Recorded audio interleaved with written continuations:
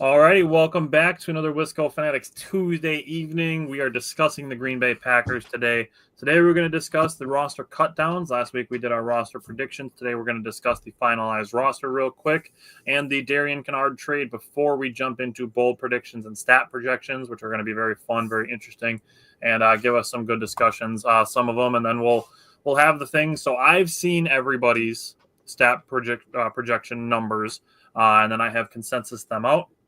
And then from there, we'll go through and we'll look at who's got some stuff that kind of stands out and have some discussion based on that. But we're going to hit the intro and we're going to talk about the roster for a little bit. Welcome to another episode of the Wisco Fanatics Show, where we cover the Packers, Bucks, Brewers, and Badgers basketball and football teams from an optimistic and realistic perspective. Wisco Fanatics is brought to you by Cardboard Legacy, Wisconsin's most complete sports card shop. Buy, sell, grade, and consign all at their location in Oshkosh. Okay, so today Packers roster got finalized. So I'll throw it to you guys. Is there anything on the roster that you saw that kind of stands out to you specifically as far as keeps, cuts that surprised you? Go ahead, Brian. Yeah. I think the first one a little bit was Christian Welch and Isaiah Simmons getting cut because they're such huge contributors on special teams. I mean, Christian Welch did everything for us on special teams. So I'm wondering if something's going to happen where they're getting him back tomorrow or some kind of move or something's going to happen there. So he's a big piece. And so carrying 4 linebackers was a little surprise. And then honestly, for offensive line, if you told me out of like Kadeem Telford, Donovan Jennings, and Lecitus Smith, who we're going to keep, Donovan Jennings would have probably been the bottom of the list because he has not looked good at all. So I was pretty surprised in the last game. I'll say that. Okay, but overall, I thought Lecitus Smith's body of work was better over the preseason. But we don't see him in practice. So I'll say I'll just give myself a quick victory lap because Donovan Jennings was my surprise keeper for the roster. And we did put out, we put out a bunch of guys who could be some surprise keeps or cuts. Mecole Hardman was a guy who made the keep and cut surprise list. Like he was so up in the air. And then I just want to address one quick thing. We put Kingsley Enagbare on the potential surprise cuts strictly because I still think there is work for him to be done, especially in the run game. I just don't think that they've seen quite the progress that I'm sure they would have liked to. And obviously as us, guys that watch the show and take notes on all the games, like I think there's opportunity for him to grow there. And I don't think we've seen enough growth from him in that aspect. I think he does enough on like a third downs and stuff if they need. Now on third downs, I want it to be Gary and LVN if that's where our starters are pretty much 100% of the time. But I think he's done enough to where if one of those guys will go down, they trust him a lot on third down passing to get to the passer or at least put some pressure on. So I think he has value there. So he helped himself in the preseason with that part. But I'll pass it over to Jake if he had any surprises with the roster. Oh, actually, one more. Micah Smith over Kalen King. Micah Robinson? Yeah, Micah Robinson. Yeah, Micah Robinson over Kalen King. That was a little shocking to me. Maybe more because there was so much hype for King. After they picked him in the 7th round, and there was all the articles talking about if he would have came out the year before, he would have been a 2nd or 3rd rounder. So all the fans start thinking like, oh man, we got to steal in the 7th round. So maybe from that perspective, it becomes a little bit more shocking. Was I shocked that they got rid of Isaiah Simmons? Honestly, no. I watched the preseason. I was hyper focused on him the first couple of games, and I'm not gonna lie, he looked like he was fucking lost out there. Like, you ever seen those YouTube videos where they say, "Get this guy a map"? I was yelling that on my TV constantly the first 2 preseason games. Like, dude, it's a 5-yard hitch, dog. Why are you going 10 yards back? What are we doing right now? It's 3rd and 7, dude. Why are you dropping 10 yards back? That doesn't make any sense. That fullback leaking out in the Jets game and him standing at the sticks, that was Yeah. Christian Welch, man, at a certain point, it doesn't become about fandom. You just kind of feel for the guy, man, because he did everything in his power last 2 preseasons to make this 53-man roster, and he gets cut back-to-back years. I thought this was a year. Like, I wrote him down on my roster. I didn't get a join last week. I was having some technical difficulties, but I wrote him down. I thought he was a shoo-in, honestly. He does everything. He shows up every day. He plays special teams really well. I was like, man, if they're going to cut Isaiah Simmons, they're going to keep Christian Welch, and only keeping 4 linebackers is a little shocking to me. Although Green Bay, they probably do have to go a little bit heavier on O-line and defensive line, just because there's really not that much depth up front, which is, brings us into the next topic if you want to just switch over to the trade. Can I say something really quick just on the go ahead. Linebackers?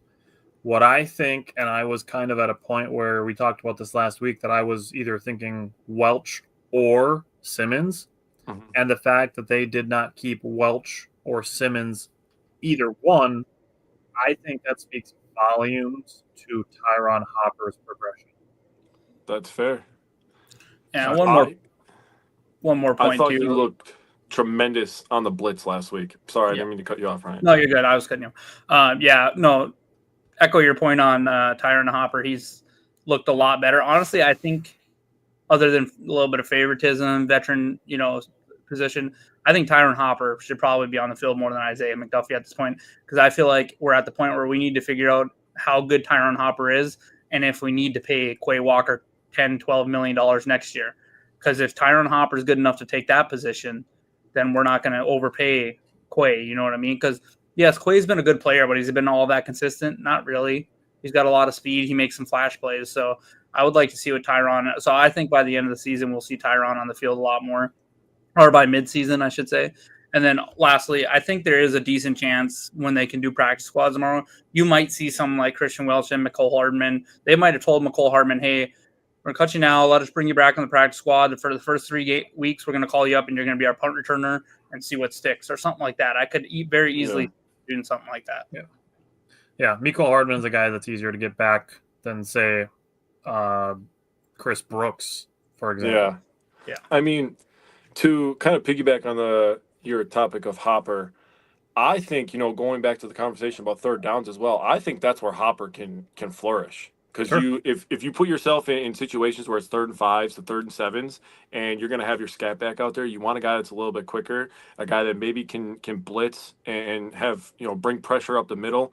And that was kind of his MO coming out of college. Is he was a really, really good blitzer up the A gap, out of that double mug look. So that's where I think Hopper's really going to become kind of like a specialist. Like in basketball, they have a guy who's just a sniper that comes off the bench. His job is to sit in the corner or be that secondary break guy and shoot those deep threes. That's where I think Hopper can kind of be a specialist, where he can be a blitzer, or if he develops as a pass defender, that will go a very long way for him. That's where he'll take snaps away from McDuffie. That would be plenty for me to be like, all right, let's put him in over McDuffie.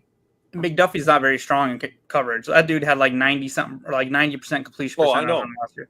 So I know one of the things coming out of college was Tyron Hopper had a really high missed tackle rate. I didn't see that very much in preseason. So as long as that doesn't rear its ugly head, I do think he's going to start to take some snaps.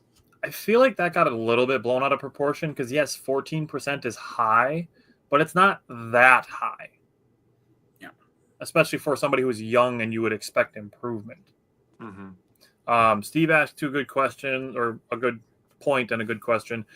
Steve said Rashawn Gary had a 59% snap share. That needs to go up, and that means Enagbare needs to play the run better on early downs. That's totally true.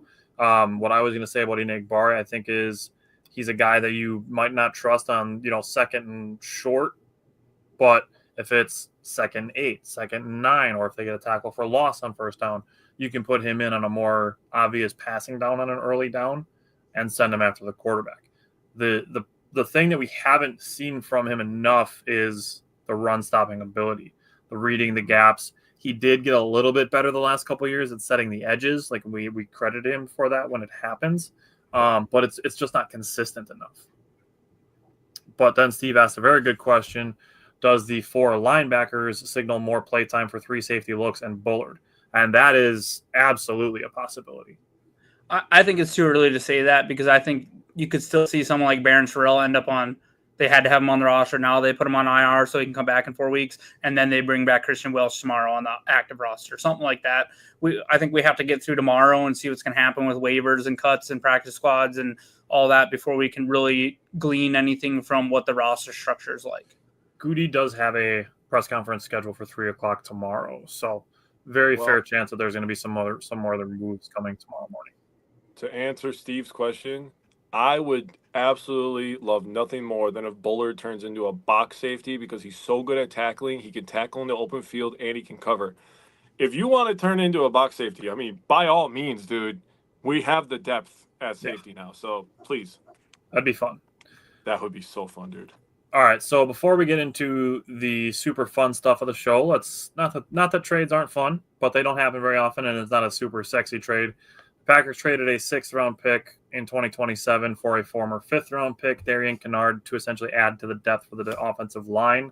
Something that offensive line coach Luke Butkus said that it wasn't where they wanted it to be.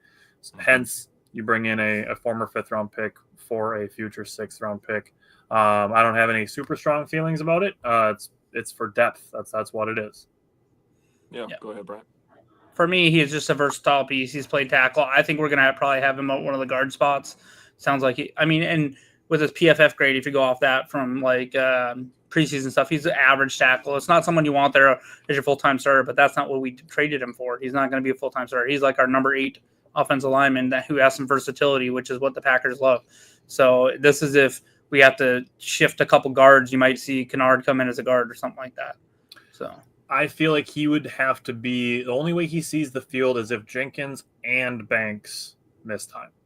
Because if just Jenkins is out, Ryan moves to center, Morgan goes to right guard, Walker goes to left tackle. So you need 2 interior guys to be hurt for Kinnard to see the field. Yeah, not a like you said. Yeah, not a really I do think he would see it over. Donovan Jennings. Oh, maybe. No, I do think he would see the field over Belton right now, but Belton. I feel really, like the goal is to not see either Kinnard or Belton on the field. Yeah. Yep, I agree. All right, I will give you guys the democracy on this, and people in the comments can give their choice as well. Steve said Kinnard turns over the bottom of the roster. Great move. That's totally fair. Do you guys want to do goal predictions or stat projections first? Defense stat projections. We can do. Want to do the defensive stats first? Defense first. Offense is way more fun. Okay. All right. So let me bring this up. You guys want to start on the secondary or on the D-line? D-line, bro. Secondary. Start from the inside out. Wow. Inside Jesus out, bro. Christ. Inside out. Okay, inside out. That's just where my brain works. I'm sorry. Okay. Starting with Kenny Clark. Yeah. So this is where we have Kenny Clark. We have him projected. Consensus. These are all consensus numbers. All of these projections you're going to see on here, they're all consensus numbers. We have Kenny Clark for 38 tackles, 33 pressures, 5.5 sacks, and 28 run stops. Honestly, as far as Kenny Clark is concerned, not a whole lot of variance. I was the lowest on sacks at 4. Jake was the highest at 7. Simon was at 5. Bryant was at 6. So we had 4, 5, 6, 7. Not a ton of variance there. Same with run stops. I mean, we're all fairly close to each other as well as with pressures and tackles. So not a ton of variance or outlier stuff with Kenny Clark, if there's anything you guys want to say on Kenny. He's got to have a big year. This would be a great season if he can get back. Yeah, if he can get right back to that 6-sack type season, back to the Kenny we've seen. I think it's time with us probably coming to the end unless there's some kind of restructure. So another strong year. He might have some motivation to try to get a contract elsewhere next year. So I'm hoping we get a fired up Kenny. Yeah. I will say as far as pressures to sacks go, I did have him with the highest amount of pressures and the lowest amount of sacks. I do think that he's going to be a guy that forces the quarterback to get rid of the ball a lot without necessarily always getting home. And Jake is kind of the inverse. You had him with the lowest amount of pressures with the highest amount of sacks. So you kind of feel that the ball is either going to be gone before Kenny gets there, or if Kenny does get there, that he's bringing the quarterback down. I have a lot of like step-up situations where Gary comes off the edge and he pushes him into Kenny Clark. That's kind of what I think. Yeah. Steve, I'll be honest with you. There's only one player that I really feel like we have not a strong consensus on, and we'll talk about him in a minute. But I think you're going to see with a lot of our numbers, and I think we've done really well with this in the past as well, is that like all of our numbers that we end up with are either super fair or honestly dead on. Like we've done really well with these in the past. That's why we keep moving. Okay. Moving on. We'll go to Devontae Wyatt. So Devontae Wyatt, we have projected 31 tackles, 35 pressures, 7 sacks, and 20 run stops. Again, not a ton of variance. Jake and I had him for 7.5 sacks. Simon had him for 7. Bryant had him for 6. I have him for the most pressures. I'm definitely lifting the thing here. And Simon's got him at 41, Bryant at 27, Jake at 25. I have him at 48 pressures. So again, this one I do have the higher pressures, but also the highest amount of sack numbers there. But Jake, you have him for 50 tackles. Yeah. I think people are going to have film on where the Packers blitzed last year. And I think they're going to try to block some of that up. And I think the D tackles are going to get more one-on-one situations. I see a lot more wins up front. I like it. Especially if Wyatt stays healthy, dude. He was balling a couple of years ago when he was healthy. I know I brought it up a bunch of times last season that as Devontae Wyatt went, so went the Packers defense. It didn't correlate, like perfect 100%. But Devontae Wyatt's health does correlate strongly with the health of the Packers defense. Mm-hmm. We'll move on to Carl Brooks. Carl Brooks is an interesting one. So I'm just going to throw this out there that I have him with the most amount of sacks by a fair amount. I have him at 5.5 sacks. Okay. Jake has him at 4, Simon at 3, Bryant at 3.5. And the reason that I have him at 5.5 is I believe that Carl Brooks gets a bump with TJ Slayton out of the picture. Obviously, a healthy Devontae Wyatt takes a lot of snaps in that scenario, but I think Carl Brooks is the guy in line to see the biggest increase in snaps with TJ Slayton going to Cincinnati. Hell yeah. Jake, you had him lowest on the run stops. I just wanted to know if there was anything you had thought-wise there. He's not a strong run defender. Okay. He plays a lot on passing downs. Pretty point blank on that one. All right. Moving on to Rashawn Gary. This is an interesting one as well. So looking at Rashawn Gary, we have him consensus for 46 tackles, 56 pressures, 10 sacks, 33 run stops. I'm really not going to find a lot of things on here where it's like, oh, I don't see that this is possible. We don't do that. That's part of the optimistic and realistic stuff that we do here. It's realistic numbers. Now, I had him at 10. Jake had him at 9. Bryant had him at 10. Simon did have him at 12 sacks. He really just felt that this was Rashawn Gary's year. He didn't have a strong explanation for certain reasons why, but that was what he had for Rashawn Gary with 12 sacks. But I think if this is Rashawn Gary's year, this is a solid year. Yeah, I think. With this year. Yeah, and I think if LVN starts to show up a little much more, if what's coming out of camp and what we've seen the preseason snaps and stuff like that are any indication, I think that's very possible. A healthy Kenny Clark and a healthy Devontae Wyatt, they're not going to just be able to focus on Rashawn. It's not. Otherwise, those three will eat him up. So I think maybe there's finally a chance he'll see a few less double pressures. I can't remember what stat it is. I think it's pressures or something like that. Or there's some kind of stat that Rashawn Gary's right there with like Myles Garrett. I wish I would have saved it. And Myles Garrett and like TJ Watt.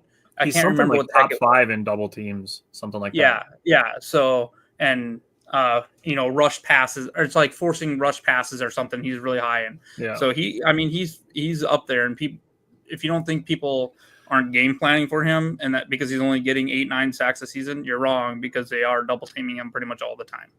Steve said that Gary was chipped a lot. How many times last season did we have conversations that there's more to pass rush than just sacks?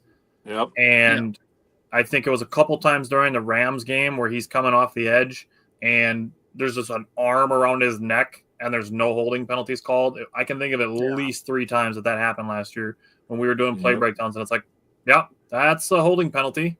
Yep. And it happened multiple times last season. So as we go to LVN and we talk about potential breakouts, an LVN breakout obviously would help Rashawn Gary a lot. So again, I feel like we're reasonable while also being optimistic here. 39 tackles, 35 pressures, 7 sacks, and 23 run stops for LVN. I'm going to be obviously continuing to bang the drum that we are all pretty consistent on this. Jake's the lowest at 6 sacks. Simon's the highest at 8. Bryant and I both had him at 7.5. Well, that's pretty good, actually. I mean, with nobody talking during notes, and for us to be that close is pretty good.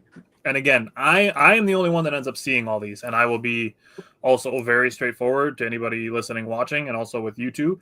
I had mine done before I was asking you guys when you guys were going to have yours done. Mm-hmm. So that my numbers are not influenced by any of yours. Mine are already done. Mm-hmm. So before I see any of yours, obviously I already have mine down, so mine aren't influenced by yours, and you guys don't see each other's until I come to you guys with the consensus. And then I discuss with, I bring up the points of who's got stuff that's, kind of outside where the other three of us are. And that's where our talking points come from when we do these. So again, I have nothing highlighted for Lucas Van Ness. All four of us feel pretty similar that there is a potential breakout coming here. I will say, Jake, you have him the highest on tackles at 60. Mm-hmm. So similar to a Carl Brooks situation, you just have Lucas Van Ness down for more tackles. Yep, he is a good run defender, so he's gonna be on the field a lot during running situations. And I think that Rashawn Gary took a really big leap in his run defense last year. So teams are probably going to try to run towards LVN, and I think he'll be up for the task. I like it. Okay, so now we can move into the middle of the field. Let's do Isaiah McDuffie first because he's the least sexy of the linebacking core. So we have McDuffie consensus for 56 tackles, 7 pressures, half a sack, and 27 run stops. This is, I think, kind of a product of something we're going to see in 2 players from now as far as role is concerned. Isaiah McDuffie, he's LB3, and we talked about Tyron Hopper that he's going to have a role, especially if he continues to grow this season. Mm-hmm. So I think this is just pretty quid pro quo numbers for Isaiah McDuffie. I don't know if you guys have anything you want to say on McDuffie. Yeah, no, my projections were definitely lower because I think he's going to lose snaps. So yeah, and honestly, yours really aren't even that low. Yeah. I mean, the biggest gap is from 51 to 63 on tackles, so we're all within 12 of each other. The biggest difference in pressures is 6 to 10. I mean, run stops is really the only thing that there's a big variance on, and that's not that high either. Yeah. Okay. Let's step it up, but not too much yet. Let's discuss Quay Walker and our consensus stats for him. 98 tackles, 18 pressures, 3 sacks, and 30 run stops. I feel this would be a very solid season from Quay Walker, a season where if Tyron Hopper does progress, that I would be comfortable, say, potentially cutting Isaiah McDuffie at the end of next season and moving forward with a linebacker core of Quay Walker, Edgerrin Cooper, Tyron Hopper, and LB4 could be a draft pick next year, could be a free agent signing next year. Yeah. So looking at Quay Walker, I did ask Simon, and this is going to go to our next linebacker that we're also going to discuss. Simon does have him for 17 pressures, which is a little bit lower. Bryant has him for 11. I have him for 18. Jake has him for 25. But Simon did have him projected for the most sacks at 4. Bryant was the lowest at 2. So, again, not a large variance. But I did ask Simon about the gap, or not the gap, but the high number of sacks to the lower number of pressures.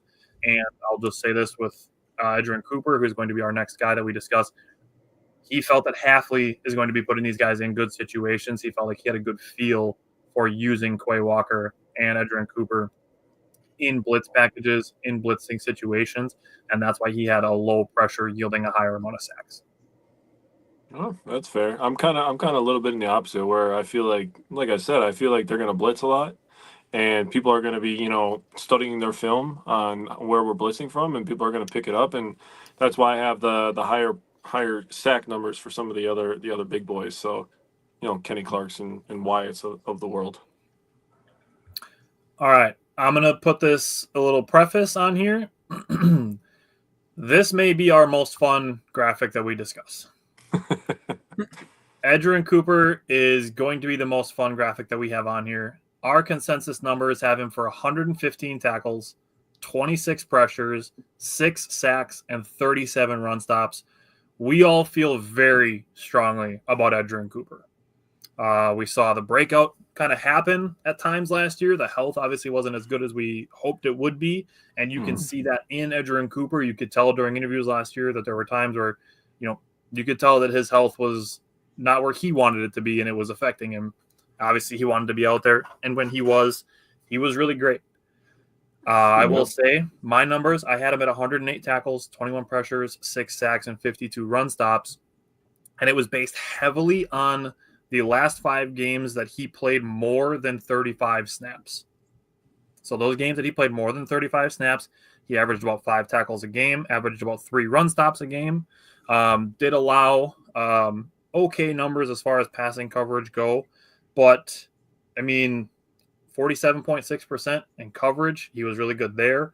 But looking at him, he was very, very solid. He averaged 5.6 tackles a week, not 4.85. But, I mean, Edgerrin Cooper, again, I asked Simon. He's got the same 15 pressures equaling 5 sacks. That, again, he gave that credit to Halfley. Bryant, I'm going to go to you.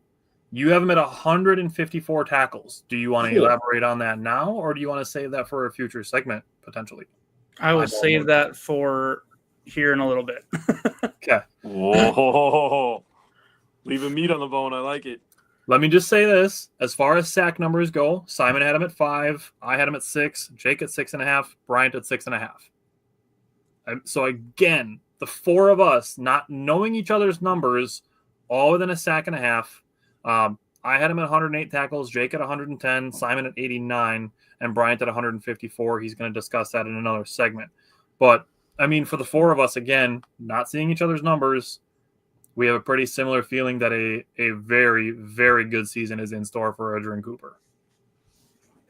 Yeah. Justin said he's a fun player to watch, downhill, no-nonsense guy.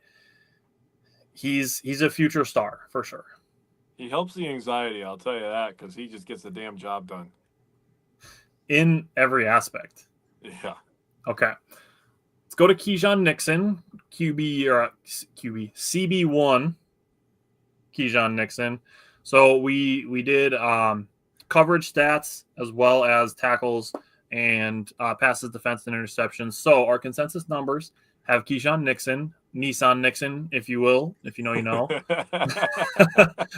53 for 83, a 63.9% completion percentage for 4.5 touchdowns, rounded up or down, however you want. 6 passes, defense, 2 interceptions, and 74 tackles. I feel like this would just be a solid season from Keijon Nixon. You look at essentially what corners are being paid. I mean, Keijon Nixon's, I would be okay with a season like this. Yeah, and he's hard to project a little bit because he was so much better on the outside last year than he was in the slot, and that. So I think that has to do a little bit with his speed. So it'll be interesting to see a full season on the outside. Yeah, and that's the thing that bringing in Nate Hobbs, who we can just go to Nate Hobbs, because I don't want to do Valentine quite yet. Bringing in Nate Hobbs to essentially play that slot position. We discussed his contract last week. He had a 4 for 48 with only $16 million guaranteed. So a very potential high reward that if Nate Hobbs is a very good slot corner, that $12 million a year is a great value. Versus if if he does poorly, they want to move on from him after year 1 or year 2, that they only guaranteed $16 million out of his contract. So I give Goody a lot of credit for being able to get to a guy to agree to a contract like that. Yeah. So we have Nate Hobbs on a consensus, 47 completions on 73 attempts, 64.4%, not a far cry from where we have Keijon Nixon, 3.5 touchdowns, 7.5 passes defense, 2 interceptions, and 73 tackles. Jake, I'm going to go to you on this one because you have Hobbs facing 100 passing attempts with 15 passes defense. So more than exactly double our consensus numbers here. So give me your thoughts on Hobbs facing so many passing attempts. He plays in the slot that's closer to the quarterback. I feel like more pass attempts are closer to the quarterback, to the tight ends, to the running backs. With these projecting these passing stats, I try to put myself in a situation of like, how many do I think are going to get dumped off in front of him and going to be responsible for that guy? It's kind of hard to project that a little bit. So I'm looking at the numbers, and with the pass breakups, I mean, he's going to get a pass breakup for literally just like not turning his head in the ball. Somebody hits the quarterback and the ball hits him in the back of the head or something. So I was like, he'll probably get his hands on a few here and there. He'll have his good games. He's a dog, dude. Him and Nixon. I mean, and Valentine, dude. We thought we had a lot of shit talkers when Jair was in there. Holy shit, man! I would hate to play against the Packers, man. They're never gonna shut up. But in terms of the interceptions and the touchdowns, I mean, it's hard to predict interceptions, and it's hard to get interceptions in the slot. So I was like, I feel like 2 is a pretty safe number to project. So I thought I was pretty close on that one. Yeah. Jake and I had him at 2, Bryant at 1, Simon at 3. So I mean, it all averages out to 2. Yep. Steve, I'm going to save your comment on Idrin Cooper until we go back to Bryant because that's good math. Let's talk Carrington Valentine. Now, this is the only guy that I think the 4 of us just don't have a strong consensus on. Now, if you look at the 4 of us, our numbers may come out to a solid consensus. We have him 34 for 56, 60.7%, 2 touchdowns allowed, 6 passes defense, 3 interceptions, and 46 tackles. Mm-hmm. That I all think is fine. However, you look at the completions versus attempts that the 4 of us have. Mm-hmm. I have him 32 for 43. Jake has him 40 for 90. Simon has him 17 for 27. Bryant has him 45 for 65.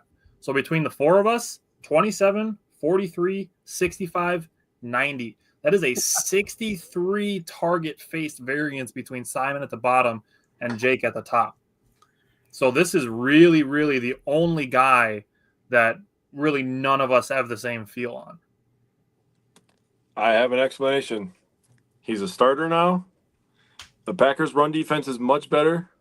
So I feel like the Packers' run defense is better. He's a starter. And I expect the Packers' offense to put a lot of pressure on people that have to throw the ball to keep up with us. That's my explanation. And I was just going to say, you have Nixon at 90 passing attempts. Yep. Hobbs facing 100 and Valentine facing 90. So obviously what you just said, that goes to show in your stat projections for the 3 corners. That's I really feel that way. All right. That makes sense. It'll be very interesting to see. One of the 4 of us is going to get to say, I told you so at the end of the year. Yeah, probably not. Justin said, now here's a guy I want to see take a step forward this year and become a really solid player for us. He has potential. And this would be one of the guys that if he does, and like to Jake's point that he's a starter, obviously Hobbs' injury gives him a window of opening there.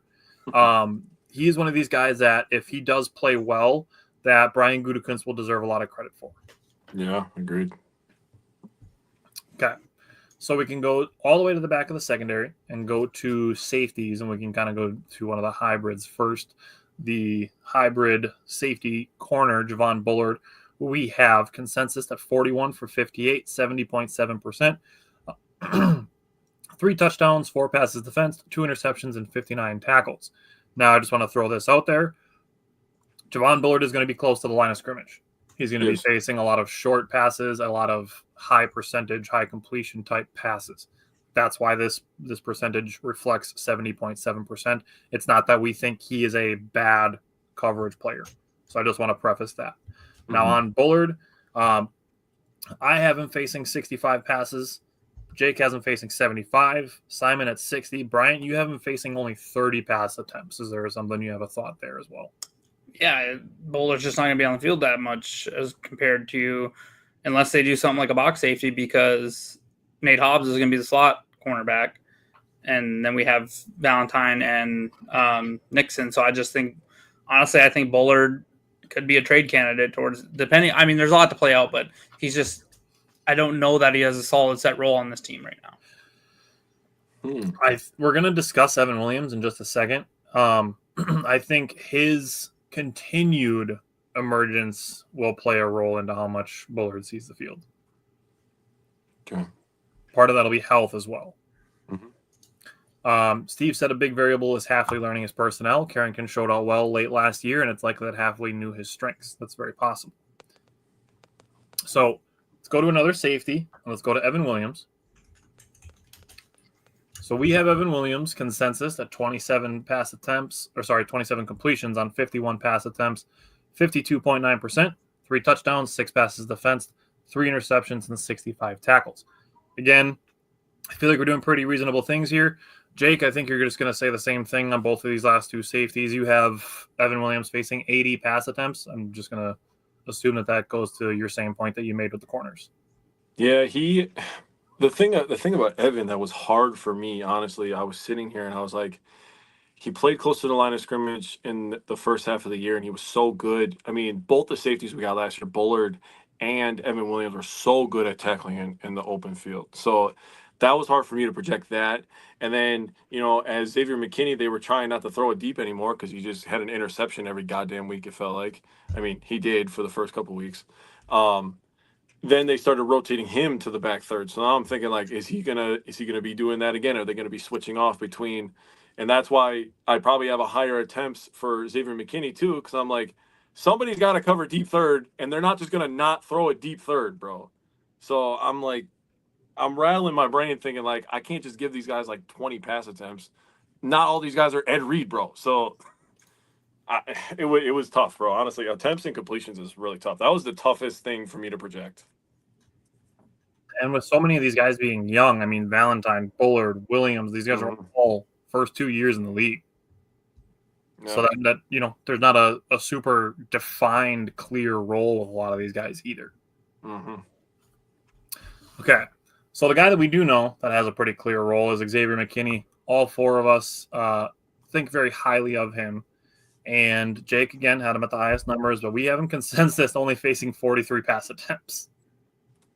Now, again, Jake has him facing 70, but we have him as a consensus facing 21 completions on 43 attempts, 48.8%, only allowing one touchdown. I will say that averaged out to 0.75 between the four of us. 5 pass defense, 6 interceptions, and 68 tackles. We're so close. Dude, I had 69 too.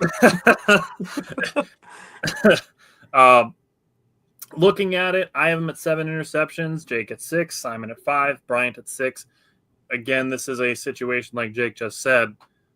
He was so good last year, people are going to be afraid to throw in his direction.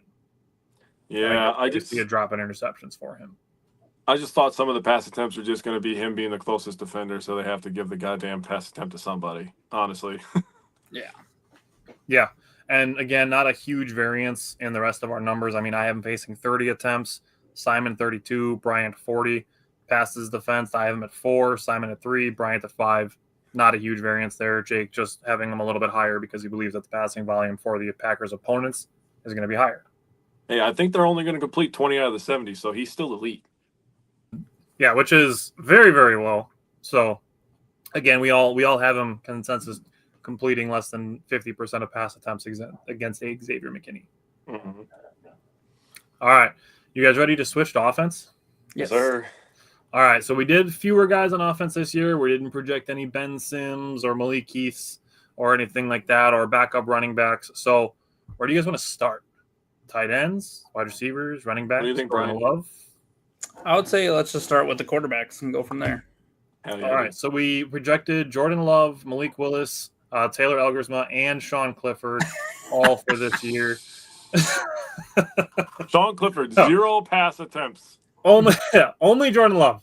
Malik Willis will have 3 pass attempts this year when he comes in at the end of third quarters after the Packers are beating the Bears 42-17. Both of them being in December. So with Jordan Love, we have him consensus 355 completions, 548 attempts for a 64.8% completion percentage, 4,434 yards, 12.5 yards per completion, 34 touchdowns, 10 interceptions, 41 rushing attempts, 188 rushing yards, and 2.5 rushing touchdowns. Dude, Steve said if Love stays healthy, the Packers will score a ton. He has the most explosive pass plays, and I expect they'll be even better this year with Golden, Musgrave, Kraft, and Watson. Again, health plays into a lot of those guys as well, especially Watson and Musgrave. Now, with Jordan Love, Simon has him the highest at 4,586 yards and 13.6 yards per completion. I don't know if there's anything super specific you guys want to say on Love, but I mean, again, guys, all of our numbers are super close. The biggest variation in completions is from 336 to 375 between Simon and Bryant. Completion or attempts, 540, 550, 543, and 560. We are all within 20 of each other. Touchdowns, 33, 35, 34, 35. We are all within 2 of each other on that. Interceptions, 11, 11, 9, 10. We are all within 2 of each other. Rushes, 40, 40, 40, 45. And our rushing yards only vary from 160 to 211. Who put 45? Simon. Oh. For touchdowns? Yes, No, 45 touchdowns. Rush attempts.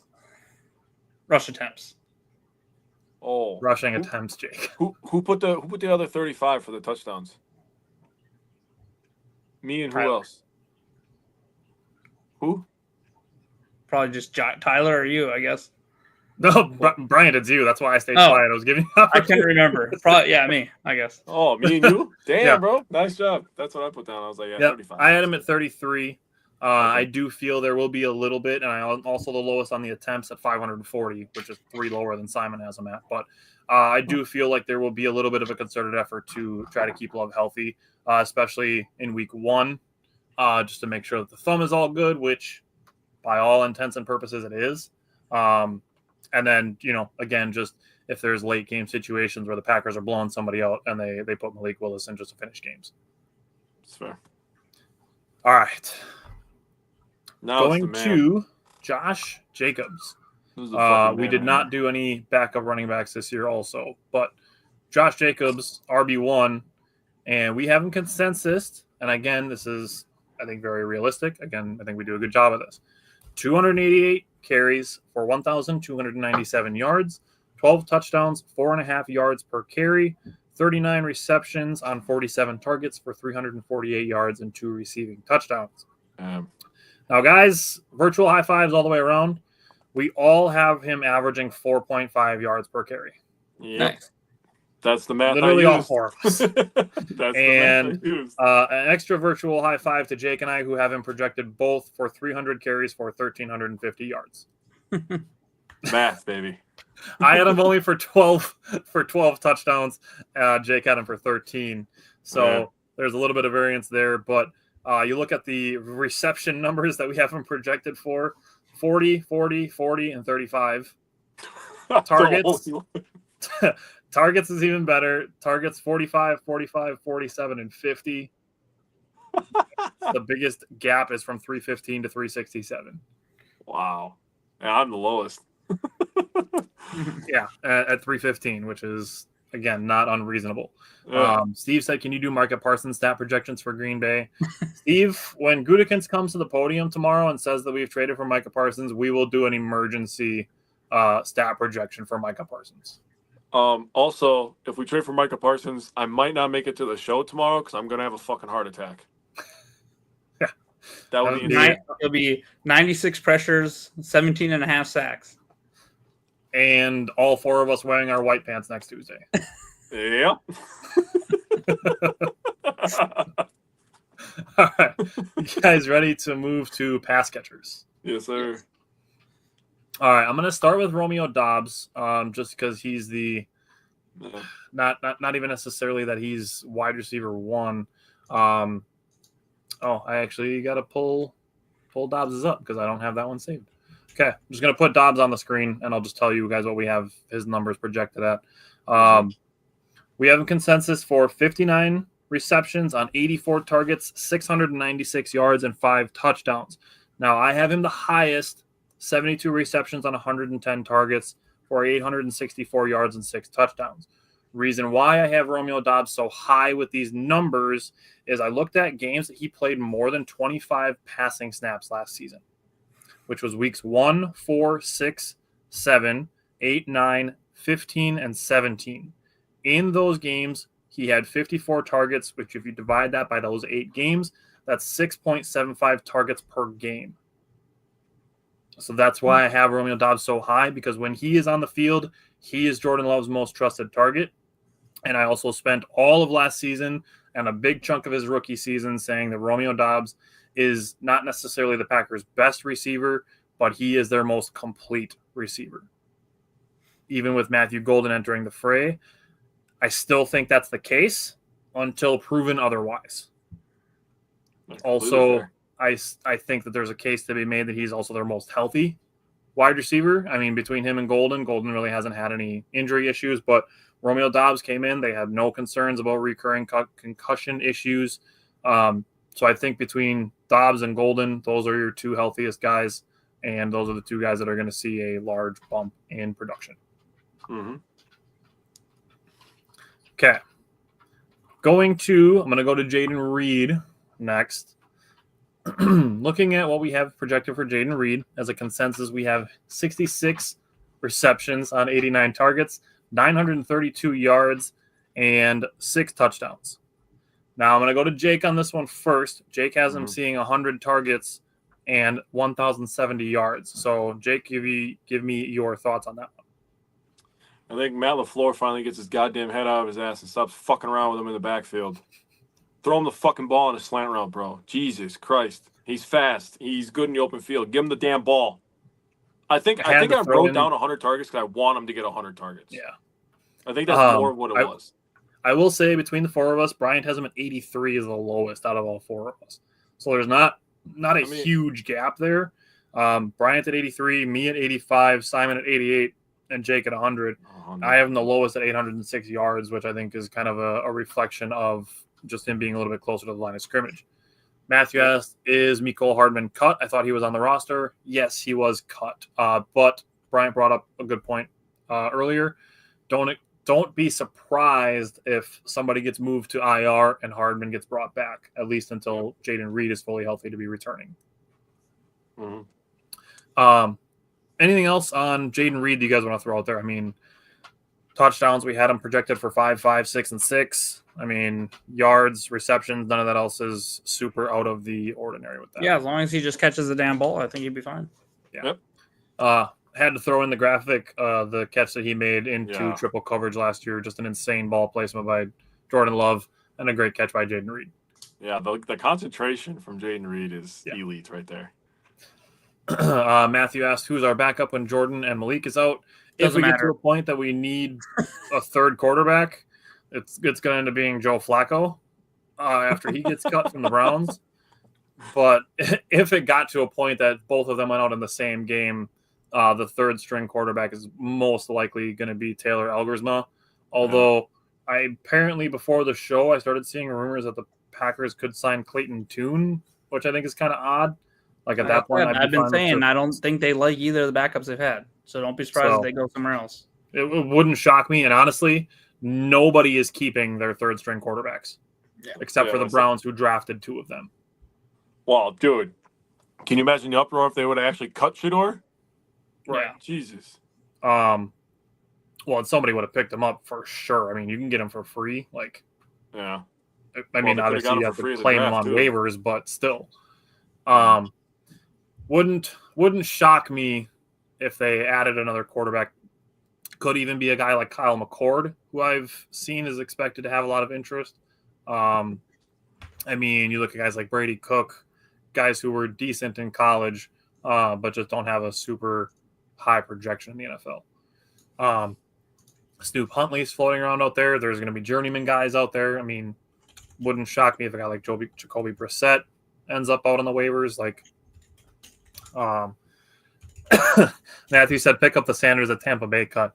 I don't think they need to. Packers are good at safety. Dude, people keep thinking he's a cornerback, bro. He's a safety. Yeah. Steve said Reed's usage in 2 wide receiver sets was low last year. It won't go up this year, and he's hurt. I'd be thrilled with 60 catches, 750, and 6. Again, we're assuming health.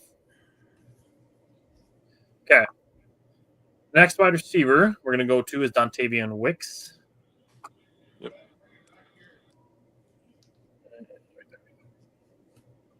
So we have Dontavian Wicks consensus 44 catches, 67 targets, 559 yards, and 5 touchdowns. Jake, you have him the highest at 80 targets. Bryant had him at 60, Simon at 61, me at 66. Jake, you have any thoughts on Dontavian Wicks? Jordan Love likes to spread the love, man. He targets everybody, and there'll be games. I mean, honestly, we still talk about Dontavian Wicks like he's baby Devontae Adams, and he gets open, dude. So he's going to get the damn ball thrown to him. It's just a matter of him finishing the play. So, yeah. He gets open when he's on the field. It's whether he can catch the ball or not. Yeah, well, also, with Watson out as well, he's going to get a little uptick in playing time when he comes back. So that's fair. Matthew, come back next week. Next week is when we're doing record predictions. Yep. All right. Let's go to the one that everybody wants to talk about. Let's go to Matthew Golden. I saved him for last as far as wide receivers are concerned because I want to kind of flex some research that I did. But looking at Matthew Golden, as a consensus, we have him for 59 receptions on 87 targets, 870 yards, and 6 touchdowns. I think this would be a great rookie season for him. So I'm just going to go and throw this out there. Bryant has him at 70 receptions, the highest out of the four of us, for 1,050 yards and 7 touchdowns. You just want to give your thoughts on that quick while I scroll over to my notes. Yeah. For me, I just think he's going to quickly become the best wide receiver on this team, and he's going to get the targets. He's shown sure hands already. I think he's going to be a chain mover. I think he's going to take a couple of short catches for a large amount of yards to up that average. You're going to see this dude take a slant for like 25 yards just by breaking tackles and flying upfield. So there's been a lot of rookie wide receivers that have cracked 1,000 yards recently, and I think Matt Golden could be that next one on that list. Justin and Fee were asking some questions on Wicks. I haven't seen anything that he's not expected to be. And Justin, as far as drops, I'm not even going to think about it. I'm going to cross that bridge when they get here. Yeah, that'd be like asking Jake and I to project how many strikeouts the guy's going to have in the baseball season. 0. Yeah, hopefully for the Brewers. Right. Hopefully, it's less than last Golden. year. Golden is really good at those quick speed outs. So that's why I probably have him highest on the touchdowns because I think in the red zone that's going to be a really big key. Yep. You have him at 8. Yep, I have 8. I have 50 for 85 on 85 targets, 850 yards, and 8 touchdowns. I think the out routes are going to be massive. When you think about the personnel that the Packers are going to run out there in the red zone, I think out routes are going to be big because you're going to try to take away Tucker Kraft. They're going to run a lot of 12 personnel this year. Please, God, let Musgrave be healthy, so we can run a lot of 12 personnel. You can run out of that, and he's going to get a lot of one-on-ones because of those situations because you're going to have to load the box in that situation. And he's a good route runner, and he has good, strong hands to win those one-on-ones. So I think he's going to be an absolute pleasant surprise and a stud. So I just want to flex the research that I did. I looked up the number of wide receivers since 2020 that were drafted between 20 and 30. Mm-hmm. So there are 10 wide receivers drafted in the 20s since 2020.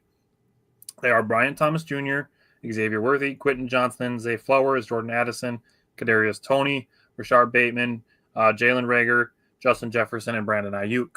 Looking at those guys, looking at their consensus numbers, their totals, and their averages, they averaged 59.5 receptions on 91.4 targets for 760 yards and 4.7 touchdowns.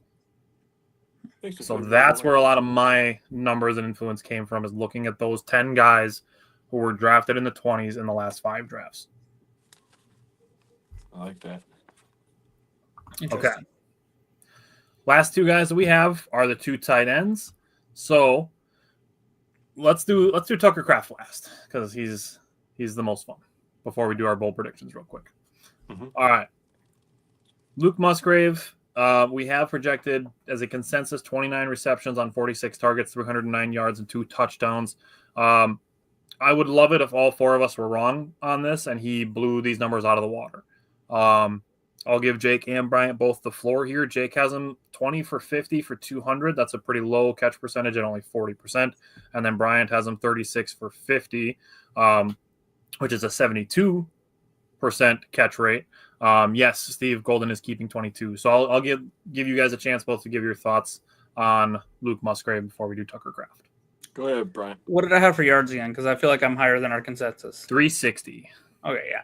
I just feel like the last 2.5, 3 weeks of preseason, all you hear is Musgrave up the seam or making a big catch. I think he's going to make some bigger down the field catches this year, and that's going to bump up the yards.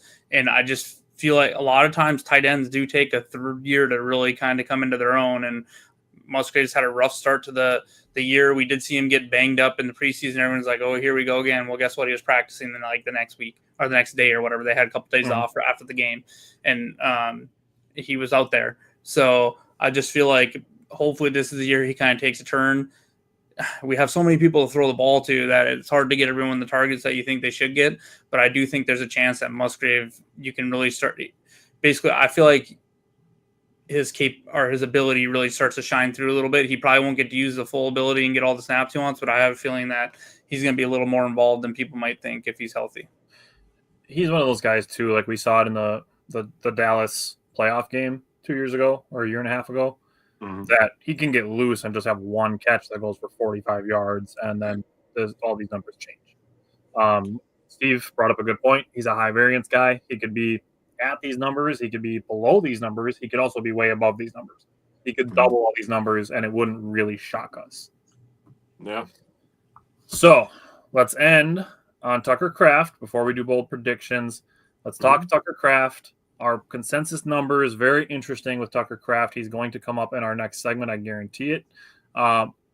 We have in consensus at 63 receptions on 82 targets for 777 yards and 8 touchdowns. Now, the biggest variance in receptions is from me at 58 to Simon at 69. The biggest difference in targets is from me at 72 to Bryant at 90. So not a huge variance on Tucker Kraft. All of us have him within 100 yards. And I have him the lowest at 7 touchdowns. Jake has him the highest at 10. For me, it just comes down to the point that the touchdowns got to go somewhere. And I kind of have them a little more balanced out. Whereas, Bryant, Jake, and Simon kind of have some guys that are a little bit higher, a little bit lower. So I don't have a super big, standout number on here, but I had to have a picture of Tucker Kraft giving somebody a stiff arm. Last year we had he just dribbled that man picture. This year we have him throwing out another stiff arm. So Tucker Kraft, Justin said it's my guy. Tucker's actually going to crush it this year. Anything you guys want to say on Tucker Kraft before we move into bold predictions? Yeah, I mean, I think he could easily beat all of our average projections, and I wouldn't be shocked. Yep. I think we could easily see him enter the top 5 tight end conversation in the NFL, and I would not be surprised. Yep. I would say it's not even a bold prediction as we're about to start here, but it would not shock me if Tucker Kraft ends up being the best tight end in the NFC North this year. I just want to say happy dog day to Tucker Kraft, dude, because guy's a fucking dog. You like that, dude? I was waiting to fucking say that shit all goddamn day, dude. So happy dog day to my boy. He's going to absolutely destroy some people, and I cannot wait for Joseph to eat crow week 1 at Lambeau. I hope we get a one-on-one and he just absolutely destroys Kirby Joseph one-on-one. I would love nothing more than that. Yeah, but we all know Kirby Joseph will dive right for his ankles. Yeah, he'll go low. Nah, I'm talking about he's guarding him one-on-one and Tucker Kraft catches it and pushes his ass right into the Lambeau field. He stays there. Yeah. All right, I'm going to jump into bold predictions because I have one that involves Tucker Kraft and Simon has one that involves Tucker Kraft. Justin said, can't wait to hear quotes yeah, dude. His opponents to opponents this year. 63 catches would be a Packers record for tight ends. Finley had 61. That's where money that the consensus we feel that he is. I would put money that he hits the over. If he's healthy for 17 games, he will catch more than 63 balls. I would be surprised if he did not. Dude, if Musgrave stays healthy with Kraft, they're going to fucking run 12 personnel into the fucking ground, dude. And those 2 tight ends are going to feast. I hope so, dude. And I've seen good things about how they feel about Musgrave's improvements in the blocking aspects as well. Oh, please. All right, let's jump into bold predictions. My first one, and I love this for Tucker Kraft, I have a bold prediction of 3 Kraft Shaft touchdowns this season. Holy crap. I feel that they're going to try to protect Jordan Love, so we get down to the 1-yard line. It's Kraft Shaft time. As long as one of them is versus the Eagles, I will love nothing more. Simon's first bold prediction that involves Tucker Kraft is that the Packers have 2 1,000-yard receivers, one of them being Tucker Kraft, the other being Matthew Golden. Wow. Okay. All right. Do either of you have a bold prediction involving Tucker Kraft that you want to throw out there? Not Tucker Kraft. All right. Bryant, give me your next one. All right. Since we were on offense side of the ball, I'll say that my first bold prediction is that Golden leads all rookies in the NFL in receptions and yards. Dang. Okay, I like that. And his name will be in the running for Offensive Rookie of the Year. But when you have a high running back draft and a top quarterback, it's hard to beat those guys out. Yeah. I like that one. All right, Jake, give me your first bold prediction. Josh Jacobs wins the rushing triple crown. Oh, wow. Ooh, let me just jump in because I had Josh Jacobs leading in rushing yards and touchdowns. Haha, nice. Nicely done.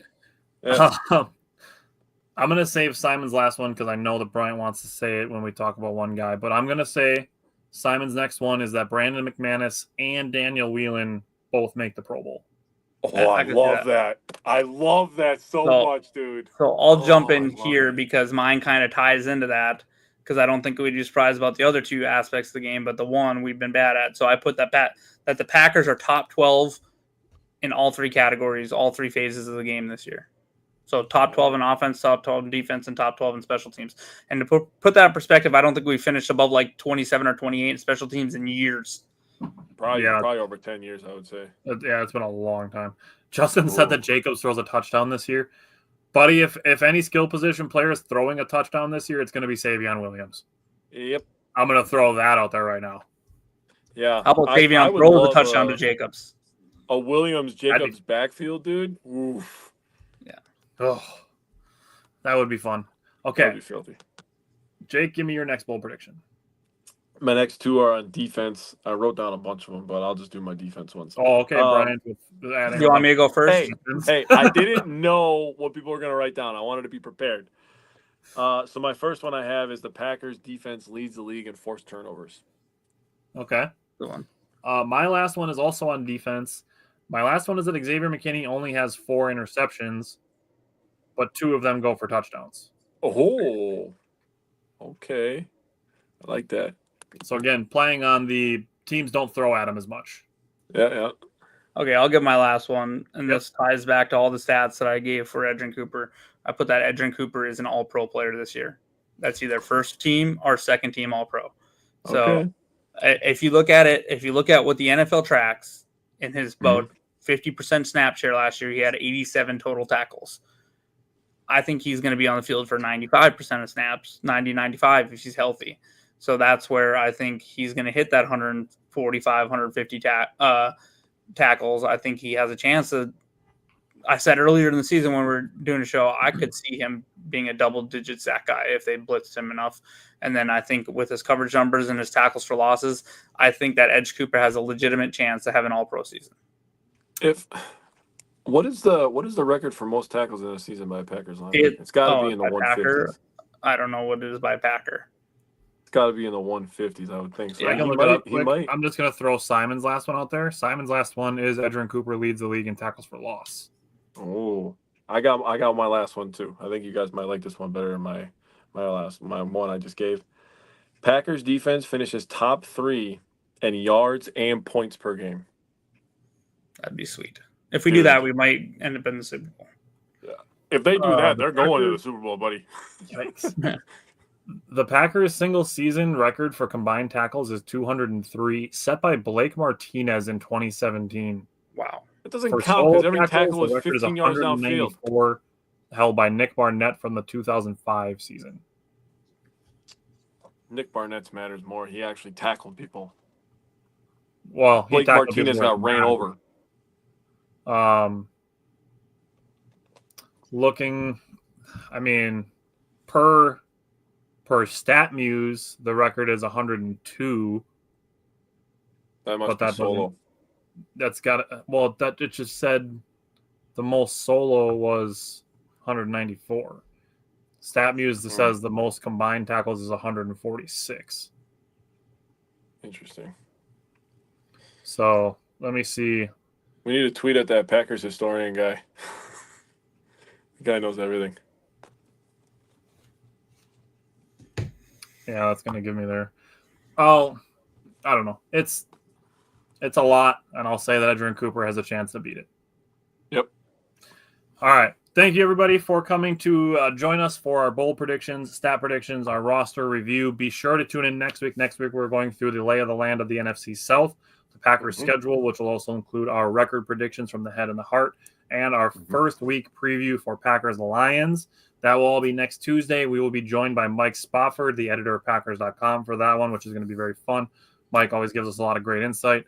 Obviously, he's in the locker room. He gets to talk to the players, and we will get to talk to him. So join us again next Tuesday. We will see you then. And, go Pack Go.